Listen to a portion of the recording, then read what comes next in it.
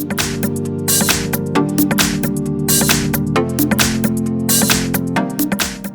I have MICROMAX Selfie 3 and let me show you how to change here wallpaper on the following device. So at the very beginning, let's start by using the home screen, then find and select the settings.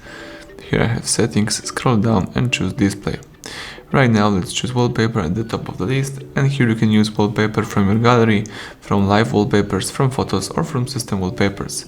Let me use system wallpapers, and here we've got the list of wallpapers that you can use. So in my case, let me find and select the following wallpaper, and here let me tap set as, and let me set this wallpaper on the lock screen, for example. The device is setting wallpaper, that's it. Now after pressing the power key, you can use the wallpaper.